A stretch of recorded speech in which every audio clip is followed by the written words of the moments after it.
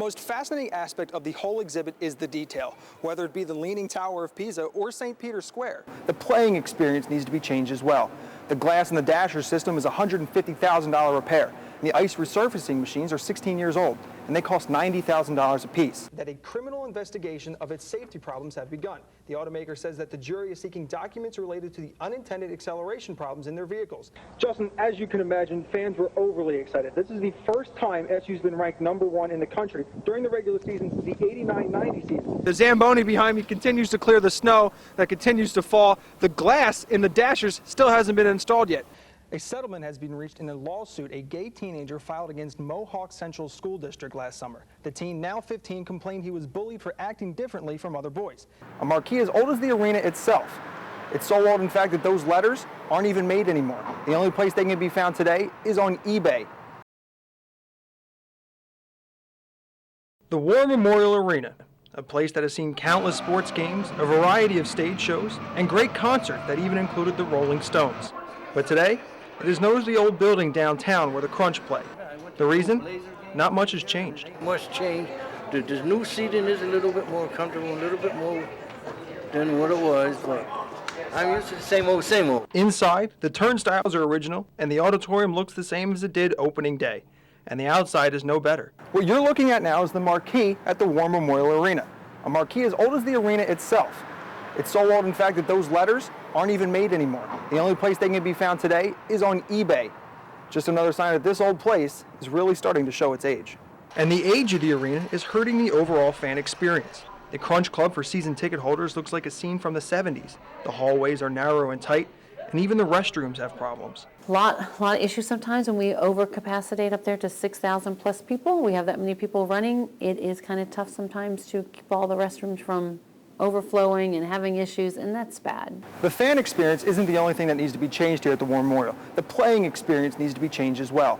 The glass in the dasher system is a $150,000 repair. The ice resurfacing machines are 16 years old, and they cost $90,000 apiece. It's just one project after another that makes funding very difficult to come by. The Crunch have made requests for improvements that Tony's is doing her best to deliver on.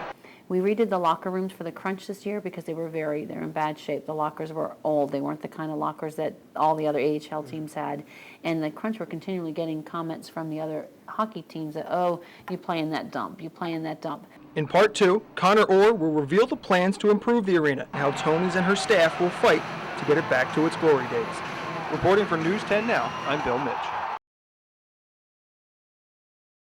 No, it's not Wrigley Field or Fenway Park, but the New York State Fairgrounds is playing host this weekend to what is becoming a winter sport tradition, an outdoor hockey game. The game is February 20th and will have the Syracuse Crunch facing the Binghamton Senators. The list of pregame needs is extensive, including building new bleachers and benches for the teams. Tons of action here happening today at the State Fair. The Zamboni behind me continues to clear the snow that continues to fall. The glass in the dashers still hasn't been installed yet. Obviously plenty to do before Saturday's outdoor classic. The boards being used were brought in from Wisconsin, and underneath the ice lies over 10 miles of piping trying to regulate the ice temperature. Just 2 more items that make this game unique from a conventional game.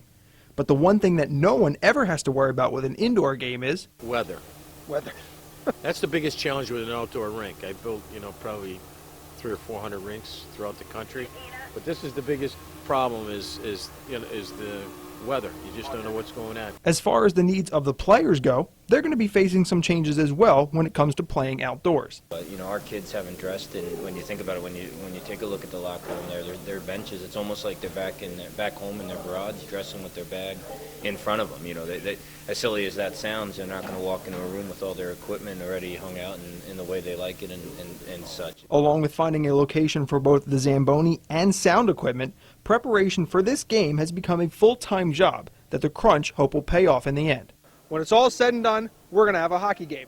1 o'clock on Saturday, puck drops right here. For NCC News, I'm Bill Mitch. Most people take up hobbies like golf or fishing, but for this man, it's toothpicking. Stan Monroe used to be a morning TV personality in Rochester. Then he started his new job in 2003, building toothpick structures. While the transition from TV to toothpicks may seem unusual, Monroe says it was really pretty simple.